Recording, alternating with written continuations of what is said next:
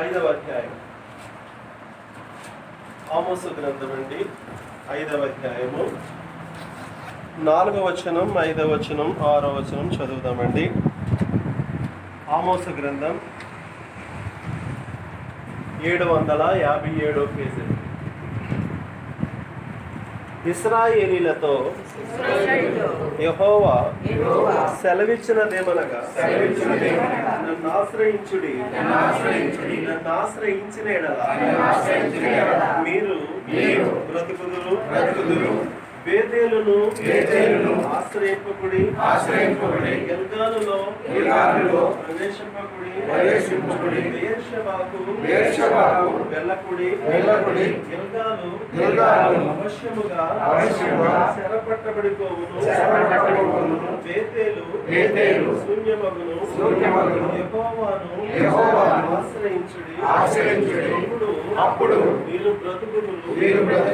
ఆశ్రయింపని ఎడల బేతేలులో ఎవరును అగ్ని వేయలేకుండా, ఆర్పివేయలేకుండా అగ్ని పడినట్లు ఆయన యోసేపు సంతతి మీద దానిని నాశనము చేయును. దేవుడు తన వాక్యాన్ని దీవించుగాక. కూర్చోండి. ఆమోసు గ్రంథములో 5వ అధ్యాయములో 4వ వచనంలో సాక్షాత్తు దేవుడైన యెహోవా తన ప్రజలైన ఇశ్రాయేలుతో మాట్లాడుతూ ఉన్నాడు. ఏమంటా ఉన్నాడు అంటే, ఇశ్రాయేలుతో యెహోవా సెలవిచ్చినదేమనగా, నన్ను ఆశ్రయించండి, నన్ను ఆశ్రయించిన ఎడల మీరు బ్రతుకుదురు. దేవుణ్ణి ఆశ్రయించాలి అనగా ఆయన తప్ప ఇంకెవరు నాకు లేరు. ఆయన శరణు చొచ్చాలి. మీరు నన్ను ఆశ్రయించిన ఎడల మీరు బ్రతుకులు. ఇప్పుడు మానవులు ప్రతి ఒక్కరు కూడా బ్రతకాలని ఒక ఆశతో ఉన్నారు. బ్రతకాలి. ఎందుకు అంటే చాలా మంది చనిపోతూ ఉన్నారు. లక్షలాది మనుషులు చనిపోతూ ఉన్నారు ప్రపంచవ్యాప్తంగా. అయితే ప్రతి మానవుని యొక్క ఆలోచన ఏంటో తెలుసండి, నేను బ్రతకాలి, కనీసం బ్రతికితే చాలు అనే ఆలోచన ప్రతి మనిషికి ఉంది. అయితే బ్రతకాలి అని అంటే దేవుడు ఏమంటున్నాడంటే, నన్ను ఆశ్రయించండి. నన్ను గనక ఆశ్రయిస్తే నేను మిమ్మల్ని బ్రతికిస్తాను. ఆయన ఇచ్చిందే ఒక రోజు, ఒక నిమిషము, లేక ఒక గంట మనం బతుకుతూ ఉన్నాము అంటే కేవలం ఆయన యొక్క కృప. కనుక ఆయన బ్రతికిస్తూ ఉన్నాడు. ఆయన బ్రతికింపజేయ దేవుడుగా ఉన్నాడు. కనుక మనము ఆయన యందు బ్రతుకుచున్నాము అన్నాడు. అదే 17వ అధ్యాయంలో అపోస్తల కార్యగ్రంథం 25వ వచనంలో, ఆయన అందరికీ జీవమును ఊపిరిని దయచేయువాడు. ఆయన అందరికీ ఏం చేస్తున్నాడంట? జీవమును ఊపిరిని దయచేయువాడు. ఊపిరి. ఇప్పుడు జనానికి ఏం ఆటలేదు, ఊపిరి ఆటలేదండి. అందుకే క్వారంటైన్కి కానీ కదా, ఐసోలేషన్ వాడికి కానీ ఎందుకు అంటే శ్వాస కుట్రాయి, దమ్ కుట్రాయి అంటారు కదా. ఊపిరి ఆటలా. ఈ ఊపిరి ఆడించేవాడు ఎవరు అంటే దేవుడే. అది మనం చెప్పేది ఏంటంటే, ఆయన బ్రతికించే దేవుడు. ఆయన్ని ఆశ్రయించాలి. ఆయన ఆశ్రయిస్తే ఆయన బ్రతికిస్తాడు. ఈ ఊపిరి కానీ, ఈ జీవం కానీ ఆయనలో ఉంది కాబట్టి కనుక అది గమనించాలి. ఇక్కడ భక్తుడు మాట్లాడుతూ ఉన్నాడు ఈ అపోస్తల కార్యగ్రంథంలో 17వ అధ్యాయం 25వ వచనంలో, ఆయన అందరికీ జీవమును ఊపిరిని దయచేయువాడు. అందుకే నరుని ఆత్మ యెహోవా పెట్టిన దీపం. గనుక ప్రియులారా ఆలోచన చేయండి, ఆయన ఎలాంటి వాడు? బ్రతికించేవాడు అంటే ఒక సాదృశ్యం కనపడాలి కదా. అందుకే భక్తులు వాడుతున్నారు, నీవు నన్ను బ్రతికించు, నేను నీకు మొరపెడతాను. నీవు నన్ను బ్రతికించు, నేను నిన్ను స్తుతిస్తాను. పౌలు గారు అంటాడు, మనం ఆయన యందు బ్రతుకుతున్నాం. ఎందుకంటే అందరికీ జీవమును ఊపిరిని ఆయన ఇస్తా ఉన్నాడు. యెహెజ్కేలు గ్రంథంలో మరొక మాట మనం చదువుదాం. 37వ అధ్యాయము 14వ వచనం అండి. యెహెజ్కేలు గ్రంథంలో 37వ అధ్యాయం 14వ వచనంలో, మీరు బ్రతుకున్నట్లు నా ఆత్మను మీలో ఉంచి ఉన్నాను. ఏమండి, మానవుడు బ్రతకాలా? మీరు బ్రతుకున్నట్లు నా ఆత్మను మీలో ఉంచి ఉన్నాను. ఆత్మను తీసుకున్నాడు అనుకోండి, వెళ్ళిపోవలసిందే. మీరు బ్రతుకున్నట్లు నా ఆత్మను మీలో ఏం చేశాను? ఉంచి ఉన్నాను గనుక మన దేవుడు బ్రతికించేది. అది శారీరకముగానైనా ఆత్మీయముగానైనా రెండు బ్రతుకులు ఉన్నాయి మనిషికి. ఒకటి శారీరకంగా బ్రతికేస్తున్నాం, ఈ బ్రతుకు కూడా ఎవరిచ్చారు? దేవుడిచ్చిందే. రెండవది ఆత్మీయంగా బ్రతకాలి. ఎఫెసీయులకు రాసిన పత్రిక 2వ అధ్యాయం 1వ వచనంలో మన అపరాధముల చేతను మన పాపముల చేతను మనము చచ్చి ఉండగా క్రీస్తు వలన ఆయన మనలను బ్రతికించెను కదా. గమనిస్తున్నారా? ఇది ఆధ్యాత్మికమైన బ్రతుకు. ఇంతవరకు చెప్పుకున్నది ఏంటంటే శారీర సంబంధంగా మనలో ఊపిరి, మనలో జీవము ఆయన పుట్టించాడని మనం చెప్పుకున్నాం. ఇదేంటి అని అంటే ఒక వ్యక్తి పాపము నుండి రక్షించబడాలి, పాపము నుండి బ్రతకబడాలి అనగా జీవంలోనికి రావాలి అని అంటే మన అపరాధముల చేత మన పాపముల చేత మనం ఏమై ఉన్నాం? చచ్చిన వాళ్ళంగా ఉన్నాం. చచ్చినటువంటి మనలను పరలోకానికి వారసులను కాదు ఒకప్పుడు. అలాంటి చచ్చిన స్థితిలో ఉండగా ఆయన ఏం చేశాడంట? మనలను బ్రతికించెను అన్నాడు. కనుక ఆధ్యాత్మికమైన బ్రతుకైనా శారీర సంబంధమైన బ్రతుకైనా ఆయన ద్వారా మాత్రమే. అది గమనించాలి. హిజ్కియాకు మరణకరమైన వ్యాధి వచ్చింది. బ్రతికించిన వాడెవరు? 15 సంవత్సరాలు ఆయుష్ ఇచ్చి బ్రతికించాడండి. కనుక విశ్వాసిగా నువ్వు చేయవలసింది ఏంటి అని అంటే దేవుణ్ణి ఆశ్రయించాలి. దేవుడు అదే కోరుతా ఉన్నాడు. ఇశ్రాయేలులారా, మీరు నన్ను ఆశ్రయించండి, నన్ను ఆశ్రయించిన యెడల మీరేమవుతారంటే బ్రతుకుతారు అని మాట్లాడుతూ ఉన్నాడు. ఆశ్రయించడం అంటే పాపము చేయుట మానాలి. కాబట్టి ఎవరు బ్రతికిస్తాడండి? పాపము చేయుట మానమంటున్నాడు. చదువుదామండి. పాపము చేయుట మానమని యెహెజ్కేలు గ్రంథంలో 3వ అధ్యాయం 21వ వచనమండి. ఎవరు బ్రతుకుతారు? ఎవరిని బ్రతికిస్తాడు అని ఆలోచన చేస్తే యెహెజ్కేలు గ్రంథం 3వ అధ్యాయము 21వ వచనంలో పాపము చేయటం మానిన యెడల అవశ్యకముగా మీరు బ్రతుకుదురు. ఏం చేయటం మానాలి? మానవుడు పాపము చేయటం మానాలి. పాపము చేస్తూ ఉంటూ ప్రభువా ప్రభు అంటూ ఉంటే ప్రయోజనం ఏమీ లేదండి. పాపం చేస్తూ పాపంలో ఉంటూ ప్రభువా ప్రభువా నన్ను రక్షించు, నన్ను తప్పించు, నన్ను బ్రతికించండి ప్రయోజనం ఏమీ లేదండి. ఇక్కడ బైబిల్ చెప్తుంది, నన్ను ఆశ్రయించండి, నేను మిమ్మల్ని బ్రతికిస్తాను. నన్ను ఆశ్రయించండి అని అంటే పాపాన్ని విడిచిపెట్టి నా యొద్దకు రండి. కాబట్టి పాపము మానితేనంట అవశ్యకముగా మీరు బ్రతుకుదురు అన్నాడు. రెండవది లేవీకాండ గ్రంథంలో ఇంకెలా బ్రతుకుతాం? 18వ అధ్యాయము 5వ వచనం అండి. లేవీకాండ గ్రంథం 18వ అధ్యాయము 5వ వచనములో ఆయన కట్టడలను ఆయన విధులను మనం అనుసరించాలంట. కాబట్టి 18వ అధ్యాయం 5వ వచనంలో మీరు నా కట్టడలను నా విధులను ఆచరించవలెను, వాటిని గైకొను వాడు వాటి వలన బ్రతుకును. మానవులందరికీ బ్రతకాలని ఉంటుందండి. లోకంలో ఉన్న ప్రతి మానవుడికి బ్రతకాలి, ఇంకా కొంతకాలం ఉండాలి, ఇంకా కొంతకాలం ఉండాలి, ఇంకేదో చేయాలని అనుకుంటాం. బ్రతకాలి అని అంటే ఒకటి ఆయన ఆశ్రయించాలి. ఆయనను ఆశ్రయించడం ఏంటి?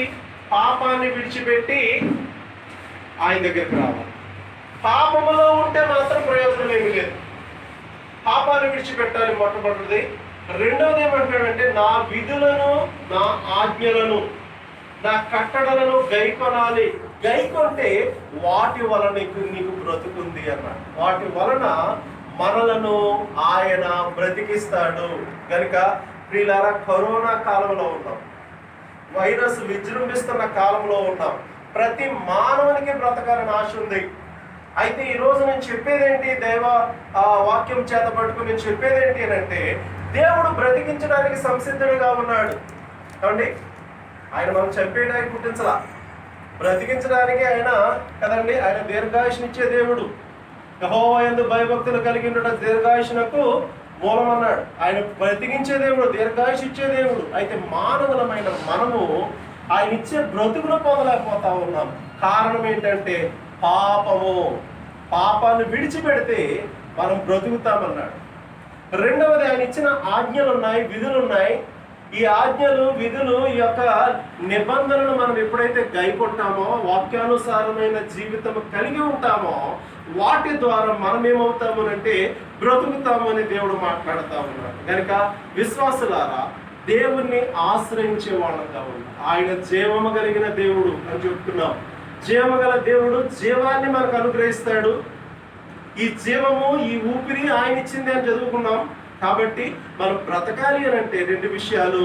ఒకటేంటి అని అంటే ఆయన నిబంధనలను, ఆయన కట్టడలను గైకొనాలి. రెండవది పాపాన్ని విడిచిపెట్టాలి. కొందరు ఇటు ఉంటారు, అటు ఉంటారు. అలాంటి వాళ్ళకి ఇబ్బంది ఏమండి.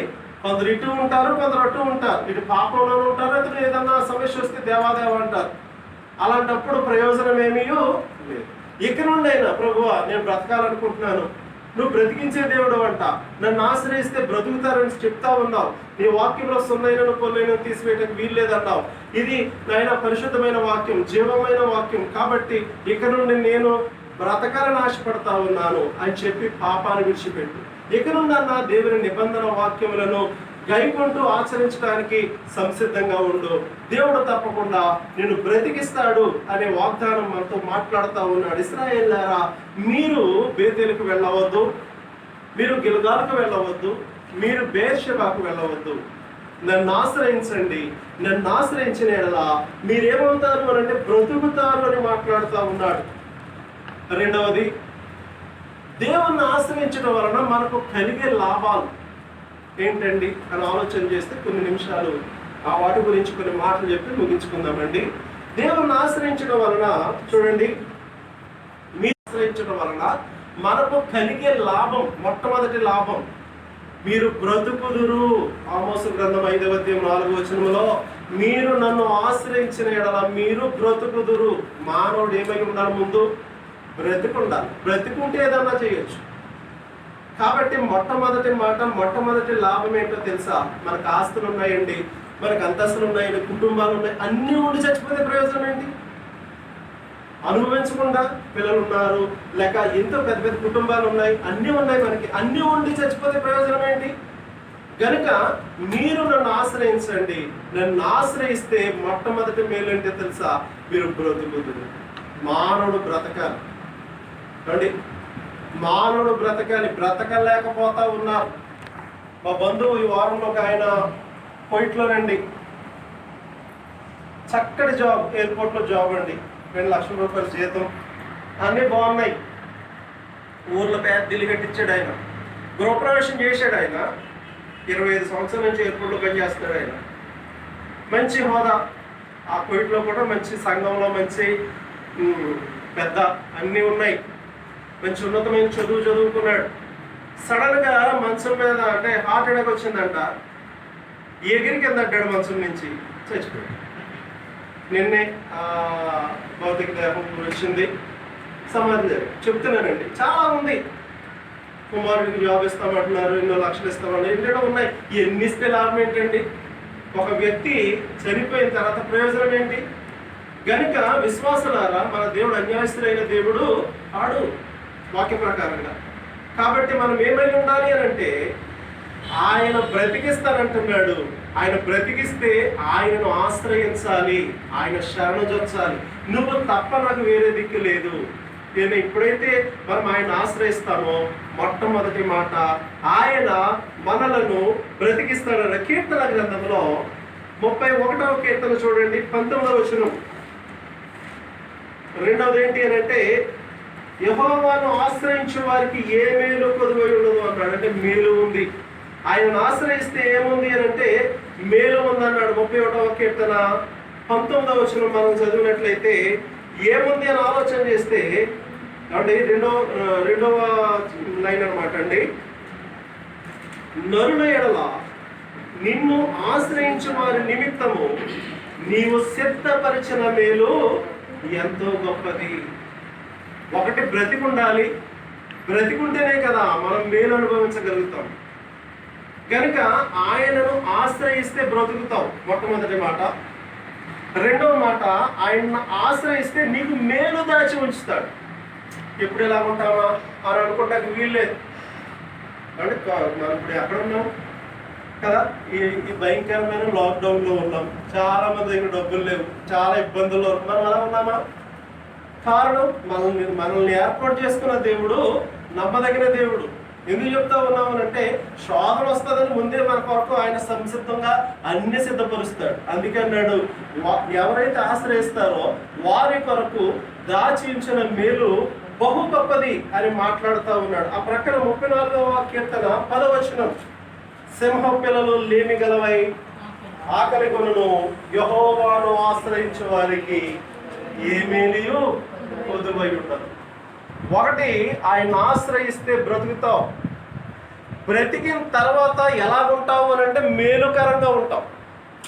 రెండవది ఏంటంటే మేలుకరముగా, సింహ పిల్లలైన ఆకలి కొంటాయి, అవి కొదువు కలిగి ఉంటాయి, కానీ యెహోవాను ఆశ్రయించే వారికి ఏ మేలియు కొదువై ఉండదు అని మాట్లాడుతూ ఉన్నాడు. కనుక ఆయన మేలు చేసే దేవుడు. ఒకటి బ్రతికించే దేవుడు, రెండవది బతుకుతున్నాను పేరు ఉంది కానండి, అది లేదు ఇది లేదు ఆ గొడవ ఉండకుండా మనకేం చేస్తాడు? మేలు చేస్తాడు. మూడవది 9వ కీర్తన 10వ వచనం అండి. 9వ కీర్తన 10వ వచనంలో ఆయన యెహోవాను ఆశ్రయించు వారిని ఆయన విడిచిపెట్టడంట. ఏం చేయడండి? 9వ కీర్తనలో 10వ వచనం మనం చదివితే, ఆయనను ఆశ్రయించే వారిని ఆయన విడిచిపెట్టువాడు కాడు. అంటే లోకంలో ఎంతమంది మనం విడిచిపెట్టేసినా ఏమండి, మనం ఆయన ఆశ్రయిస్తే అడుగుతా ఉన్నాడు, యెహోవా నిన్ను ఆశ్రయించే వారిని నీవు విడిచిపెట్టువాడవు కావు. ఈ 10వ వచనం 9వ కీర్తనలో 10వ వచనంలో, యెహోవా నిన్ను ఆశ్రయించే వారిని నువ్వేం చేసేవాడవు కాదో తెలుసా? విడిచిపెట్టేవాడవు. గమనించండి, ఆశ్రయిస్తే బ్రతికిస్తాడు, ఆశ్రయిస్తే మేలు చూపిస్తాడు, ఆశ్రయిస్తే లోకమంతా నిన్ను విడిచిపెట్టినా ఆయన మాత్రం నిన్ను విడిచిపెట్టాడు. ఎందుకు ఆశ్రయించాలండి? ఎందుకు ఆయన ఆశ్రయించాలండి అని అనుకుంటున్నారా? ఆశ్రయిస్తే నిన్ను బ్రతికిస్తాడు, ఆశ్రయిస్తే నీకు మేలు చూపిస్తాడు, ఆశ్రయిస్తే నిన్ను ఆయన విడిచిపెట్టేవాడు. ఈ అనుభవం మాట్లాడుతున్నాడండి భక్తుడు. యెహోవా అని పెట్టి కామ పెట్టాడు. అంటే దేవుని అడుగుతున్నాడు, యెహోవా నిన్ను ఆశ్రయించిన వారిని నీవు విడిచిపెట్టేవాడవు కావు అని మాట్లాడుతా ఉన్నాడు. 4వది 37వ కీర్తన చూడండి, 29వ వచనం. 37వ కీర్తనలో 29వ వచనంలో, యెహోవాను ఆశ్రయిస్తే బాధ కలిగినప్పుడంట అండి మనం చూస్తా ఉన్నాం, ఆయనను ఆశ్రయించడం వలన ఇబ్బందులు కలిగిన బాధ కలిగిన ఆయన ఏం చేస్తాడు? 39వ వచనం, యెహోవాయే నీతిమంతులకు రక్షణాధారం, బాధ కలిగినప్పుడు ఆయనే వారికి ఆశ్రయదుర్గం. బాధ కలుగుతుందా? ఇబ్బంది కలుగుతుందా? శ్రమ కలుగుతుందా? నష్టం కలుగుతుందా? కాబట్టి లోకంలో ఈ టైంలో అందరికీ ఇవే కలుగుతూ ఉన్నాయి. మానసికంగా అందరూ కూడా డిప్రెషన్లోనే ఉన్నారు. మీరు గమనించండి, భార్య ఓ చోట, పిల్లలు ఓ చోట. వీరేష్ గారు ఉన్నారు అనుకోండి, పాపం ఒంటరిగా ఉన్నారు. భార్య ఓ చోట, పిల్లలు ఓ చోట. ఏమండి, ఆయన ఒంటరి జీవితం ఎంత బాధ ఉంటుందో చెప్పుకోలేము. ఏమండి, మామూలుగా ముందు నుంచి సింగల్గా ఉండి ఇక్కడ ఏదో పనులు చేసుకునే వాళ్ళకి ఏ బాధ ఉండదు. కానీ అప్పటి వరకు ఫ్యామిలీ ఉండి సడన్గా ఫ్యామిలీ దూరం అయ్యింది అని అంటే ఎంత బాధ ఉంటుందో. అలాంటి బాధ, వేదన, దుఃఖము, రోదన హృదయంలో ఉన్నప్పుడు, బాధ కలిగినప్పుడు అంట ఆయనే మనకు ఆశ్రయ దుర్గం అంట. గమనిస్తున్నారా?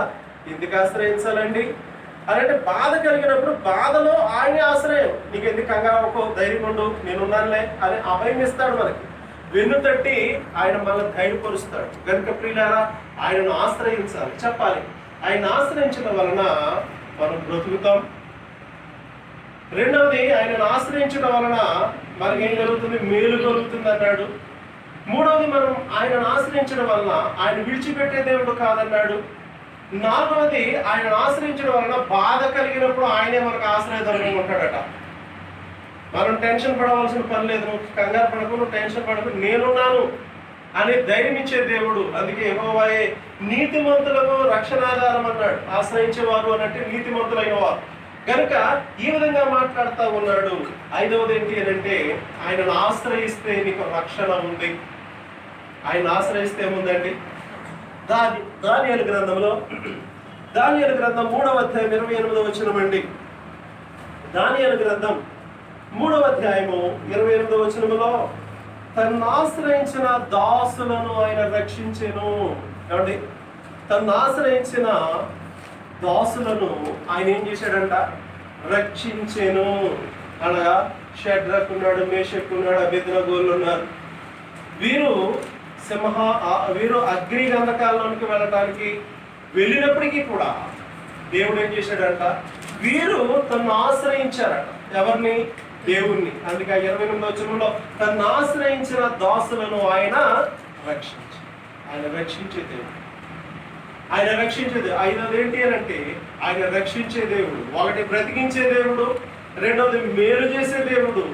కాబట్టి ఇలాగా ఆయన ఒకదానంట ఒకటి చెప్పుకుంటూ వస్తూ ఇప్పుడు ఏమంటున్నాడు అంటే, ఆయన రక్షించే దేవుడుగా ఉన్నాడు. ఆయన రక్షించే దేవుడుగా ఉన్నాడు. గమనించారా? ఆయన మనలను బ్రతికిస్తాడు, ఆశ్రయించాలి.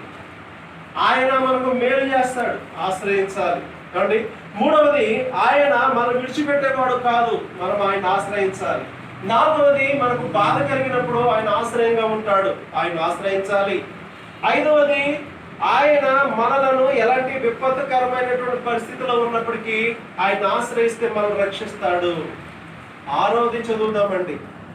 ఆయనను ఆశ్రయిస్తే విలాపాల గ్రంథం 3వ అధ్యాయం 25వ వచనం అండి. విలాపాల గ్రంథంలో 3వ అధ్యాయం 25వ వచనంలో ఆయన ఎలాంటి వాడో చెప్తా ఉన్నాడు ఆశ్రయించిన వారికి. 3వ అధ్యాయము 25వ వచనం మనం చదివితే, తను ఆశ్రయించిన వారి ఎడల ఆయన దయాళుడు. కాబట్టి తను ఆశ్రయించిన వారి ఎడల ఆయన ఎలాంటి వాడండి? దయాళుడు. ఈ లోకంలో బ్రతకాలంటే దయ కావాలి. దేవుని దయందును మనుషుల దయందును ఒక మానవుడు వర్ధిల్లాలి. దేవుడు దయ చూపించకుండా అంత దేవుని దయండి అంటాం మనం. కొన్నిసార్లు ఏదో లేని ఉన్నాను, అంత దేవుని దయండి అని చెప్తా ఉంటాం. అంటే దేవుని దయ మనకు అవసరం. ఆయనను ఆశ్రయించడం వలన మనకేముంది అని అంటే దేవుని యొక్క. ఏడవది, ఆయనను ఆశ్రయిస్తే మనకు నెమ్మది ఉంది. ఏముందండి? నెమ్మది. దినవృత్తాంతాల 2వ గ్రంథం 14వ అధ్యాయంలో, దినవృత్తాంతాల 2వ గ్రంథం 14వ అధ్యాయము 7వ వచనం చదువుదామండి. 14వ అధ్యాయము 7వ వచనం. అతడు యూదా వారికి ఇలాగ ప్రకటన చేశాను, మన దేవుడైన యెహోవాను మనము ఆశ్రయించితిమి, ఆశ్రయించినందున ఆయన మన చుట్టూను నెమ్మది కలుగజేసి ఉన్నాడు. ఈవేళ నెమ్మది లేదు ఈ కరోనా ద్వారా. ఆయనను ఆశ్రయిస్తే మనకేముంది? నెమ్మది ఉంది. గమనించాలి. ఆయనను ఆశ్రయించండి. ఇంతకాలం ఏదో నామకార్థంగా జీవించేశారేమో, ఏదో అలా బైబిల్ తెరవటం, ఏదో చదవటం మానేయటం, అలా కదా. నేను ఎప్పుడో చెప్పాను, మత్తయి సువార్త నుంచి ప్రకటన వరకు చదివేయండి, మరలా ఆదికాండం నుండి చదవండి అని చెప్పాను. కనుక ప్రియులారా ఆలోచన చేయండి. లాక్డౌన్ టైం కదా, ఫ్రీగా ఉండి అటు వెళ్ళి ఇటు వెళ్ళి ఏదో గైరాదరగా తిరిగేసి ఇష్టానుసారంగా అక్కడక్కడ కూర్చొని కంటే మన గదిలో కూర్చొని చక్కగా బైబిల్ చదువుకుంటూ టైం ఉన్నప్పుడు అలా ప్రార్థన చేసుకుంటూ, టైం ఉన్నప్పుడే కదండి. ఇప్పుడు ఈ సీజన్ ఎటువంటిదంటే టైం ఉన్న సీజనే. ప్రార్థన చేసుకుని వాక్యం చదువుకుని ఆ విధంగా ఉంటే దేవుని యొక్క ఆశ్రయత మనకు ఉంటుందండి. ఆయన సహాయం మనకు ఉంటుంది, మన చుట్టూ నెమ్మది ఉంటుంది, మనకు దయ, ఆయన దయ. ఆయనను ఆశ్రయించడం వలన దయ ఉంటుంది, ఆయనను ఆశ్రయించడం వలన రక్షణ ఉంటుంది. ఆయన ఆశ్రయించడం వలన బాధ కలిగినప్పుడు ఆయన మనకు రక్షణ దుర్గంగా ఆశ్రయదుర్గంగా ఉంటాడు. ఆయనను ఆశ్రయించడం వలన ఆయన మనల్ని విడిచిపెట్టడు. ఆయనను ఆశ్రయించడం వల్ల మనకు మేలు కలుగుతుంది. ఆయనను ఆశ్రయించడం వల్ల మనం బ్రతుకుతాం. కనుక 2వ కీర్తనలో 12వ వచనంలో చివరి భాగం ఒక మాట ఉంది, ఆయనను ఆశ్రయించు నరుడు ధన్యుడు. ఆయనను ఆశ్రయించు నరుడు ఎలాంటి వాడు? ధన్యుడండి. ఆయనను ఆశ్రయించాలి. మన దేవుడిని మనం ఏమై ఉండాలి అని అంటే ఆశ్రయించి, ఎవరెవరినో ఆశ్రయిస్తాం, నరులను ఆశ్రయించడం కంటే కదండి. రాజును ఆశ్రయించడం కంటే చాలా మాటలు చెప్తా ఉంటారు. యెహోవాను ఆశ్రయించట మేలు అన్నాడు. కనుక ప్రియులారా ఆలోచన చేయండి, ఆయనను ఆశ్రయించు నరుడు. హన్నా దేవుణ్ణి ఆశ్రయించింది. తన పరిస్థితి, పిల్లలు లేని కాలంలో ఎంతో ప్రార్థించింది. దేవుడు నువ్వు తప్ప ఇంక వేరే ఆశ్రయం లేదు అనుకుని ఆయన్నే నమ్ముకుంది. దేవుడు ఆమెకు మేలు చేయగా ఒక చక్కని సాక్ష్యం సమూయేలు మొదటి గ్రంథంలో, సమూయేలు మొదటి గ్రంథం 2వ అధ్యాయం 2వ వచనములో, 2వ అధ్యాయము 2వ వచనములో మన దేవుని వంటి ఆశ్రయ దుర్గం ఏదీ లేదు. ఆవిడిస్తున్న సాక్ష్యం, ఆవిడిస్తున్న స్టేట్మెంట్, మన దేవుని వంటి ఆశ్రయ దుర్గము ఏదియో ఎందుకు? ఆవిడ ఎక్కడెక్కడ తిరిగిందో పాపం, ఎన్నెన్ని బాధలు పడ్డాదో ఆ బిడ్డల కోసం. చివరికి దేవుని మందిరానికి వచ్చింది, అందులో ప్రార్థించింది, ఒక కుమారుడు దేవుడు అనుగ్రహించాడు. కనుక నేను ఆయన ఆశ్రయించగా ఆయన నాకు సహాయం చేశాడు అని నిరీక్షణ కలిగి ఆవిడ మాట్లాడుతున్న మాట ఏంటి అని అంటే, ఈ యొక్క 2వ వచనం, మొదటి సమూయేలు గ్రంథం 2వ అధ్యాయం 2వ వచనంలో మన దేవుని వంటి ఆశ్రయ దుర్గమేమియో లేదు అని మాట్లాడుతూ ఉన్నది. రెండవదిగా దావీదు కూడా ఒక సాక్ష్యం ఇస్తా ఉన్నాడండి. సమూయేలు 2వ గ్రంథంలో చూడండి, 22వ అధ్యాయం, సమూయేలు 2వ గ్రంథం 22వ అధ్యాయం 32వ వచనం అండి. 22:32లో మన దేవుడు తప్ప ఆశ్రయదుర్గమేది? ఆయన అంటున్నమాట, మన దేవుడు తప్ప ఆశ్రయదుర్గమేది? ఆయన కూడా అనుభవనీయుడే. దావీదు కూడా దేవుని ద్వారా ఎన్నో మేలు పొందాడు కనుక మన దేవుడు తప్ప ఆశ్రయదుర్గమేది? దేవుడు కూడా సాక్ష్యం ఇస్తున్నాడు. హన్నా సాక్ష్యం విన్నాం, దావీదు సాక్ష్యం విన్నాం. దేవుడు కూడా యెషయా గ్రంథం 44వ అధ్యాయం, యెషయా గ్రంథంలో 44వ అధ్యాయం 8వ వచనం చూసినట్లయితే, 44వ అధ్యాయంలో 8వ వచనంలో 3వ లైన్ అన్నమాట, నేను తప్ప ఆశ్రయదుర్గం ఏది లేదు, ఉన్నట్టు నేను ఎరగను కదా. ఆ మాట చూసారు ఎంత బాగుందో. ప్రభు అంటున్నాడు, అయ్యా నేను తప్ప ఆశ్రయదుర్గం ఏది లేదు, ఉన్నట్టు నేను ఎరుగను. 3 సాక్ష్యాలు వింటా ఉన్నాం. ఆయన తప్ప ఆశ్రయదుర్గం ఏది? ఈ విధంగా ఇద్దరు అన్నారు. ఒకటి హన్నా అంటుంది, రెండో దావీదు అంటున్నాడు. ప్రభు అంటున్నాడు, ఏమండి నేను తప్ప ఆశ్రయదుర్గం ఏది లేదు, ఉన్నదని నేను ఎరగను. ఎవరు కూడా ఎప్పుడు ఎవరిని రక్షించలేకపోయారు మిగతా దేవుళ్ళు అని చెప్పి దేవుడు స్వయంగా సాక్ష్యం ఇస్తా ఉన్నాడు. కనుక పిల్లరా, మన మూలపాఠం నన్ను ఆశ్రయించండి, నన్ను ఆశ్రయించిన ఎడల మీరేమవుతారు? బ్రతుకు. కనుక ఆయన ఆశ్రయిద్దాం.